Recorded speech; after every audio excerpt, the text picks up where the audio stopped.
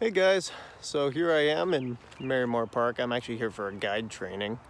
Moving to tomorrow, and well, that's when I'm bailing out, but I guess the other guys are, some of the newer guides are going to go up to Baker and complete their training.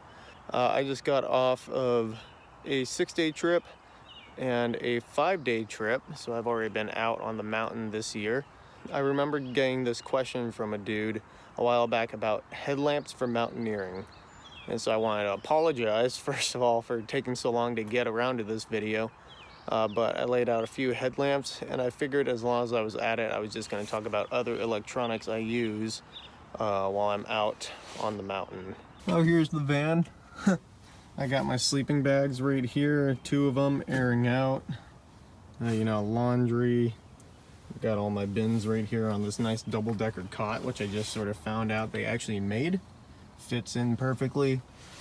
Bunch of jackets, bunch of hardware right there, and you can see I have a lot of ropes and other stuff, backpacks and whatnot underneath.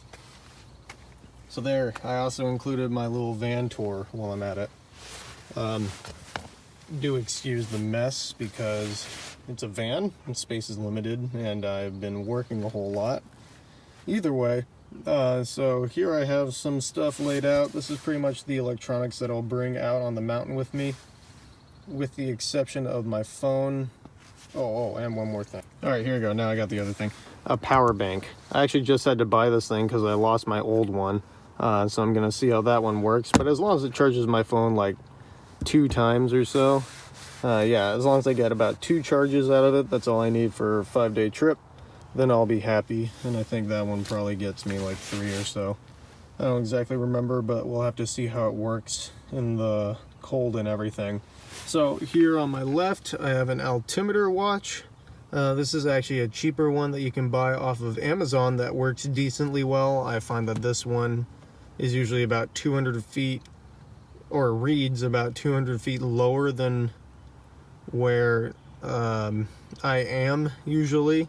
And that's sort of going off of the Gaia coordinates. So I use Gaia GPS for when I'm navigating in the lower 48, and actually a lot of other places too.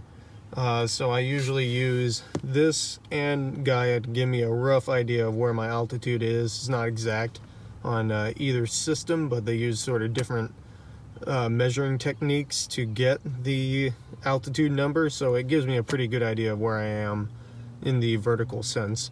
That's pretty much all I use off of this thing is the altimeter, and then the watch I use for timing breaks with clients.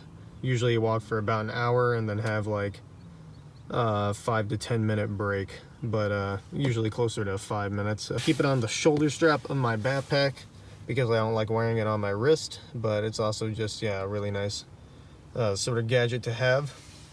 Over on the left, this is an older model that I'm sure you guys have noticed, an InReach Explorer made by Garmin.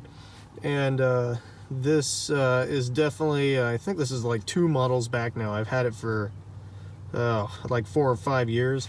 But the deal is it still works really well. And so I'm not going to like get a new one just to get the update. And I know how to work this thing.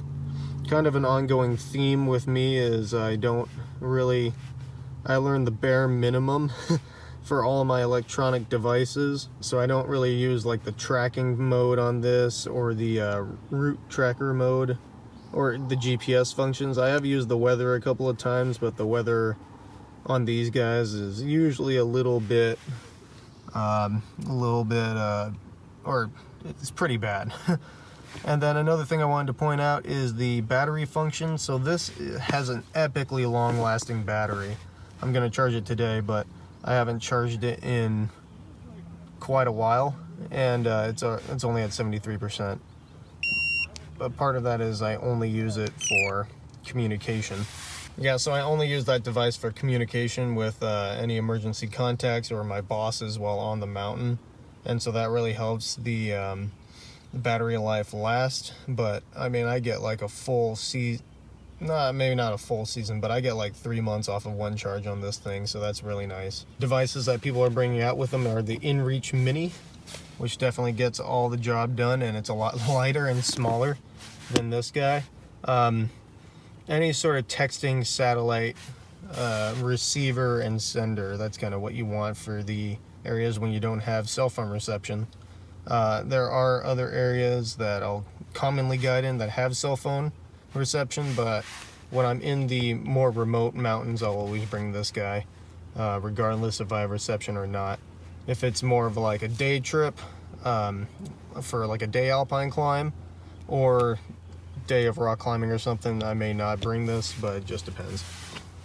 More often I'll bring this on a day alpine climb than a day of rock climbing, because you tend to move a lot more than in the rock climbing world. Alright, so moving on to what the full topic of this video is about is alpine headlamps. The reason why I added in all this extra electronic stuff is I don't have exactly too much to say about this, except for mainly what we're going for is power.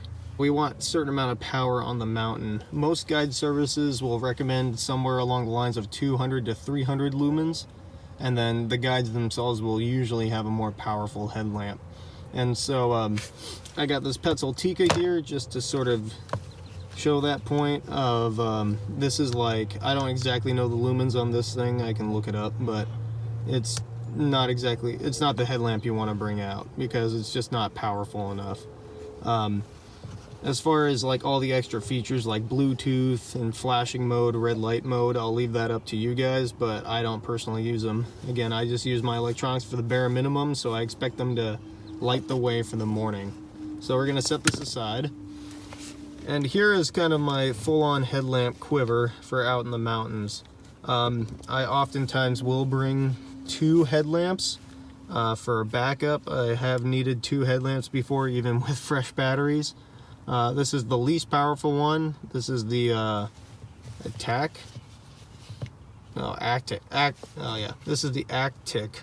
I think that's how you say it.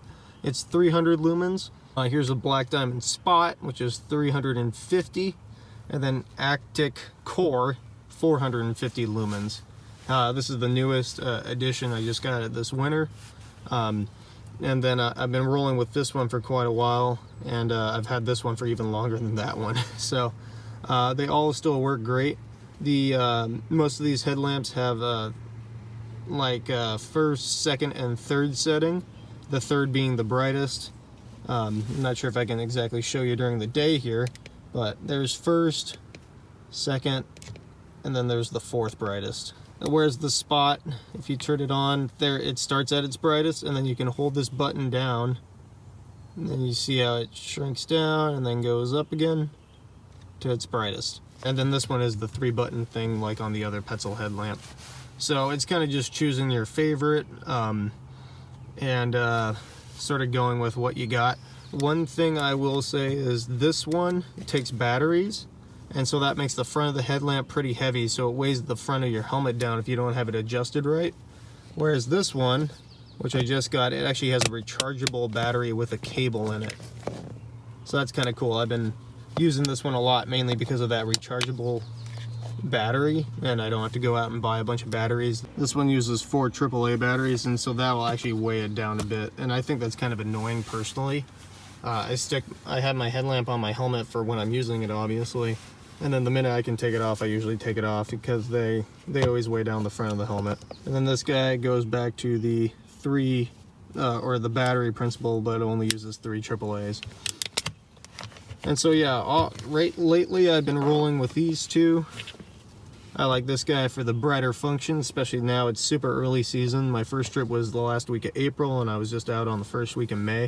So we got more darkness and more cold, so it's kind of nice to have that rechargeable battery. And then this has been my backup headlamp, which I haven't really used yet, but it's always in the bottom of my pack, I guess mainly for my clients more than anything else. When I'm on the mountain, I usually keep it in the medium function too, so that way it helps save on battery. And then if I really need to see something, or if it's really dark, or if I'm doing more technical stuff, I can always turn it on to the brighter function, mainly with like route finding in the dark. That's where the bright function really comes in handy. So thanks for watching, guys. I do want to say, since I'm working more now, videos are going to be a little bit come and go. It's not going to be exactly every week like before or during the off season, just because I'm out in the mountains a whole lot.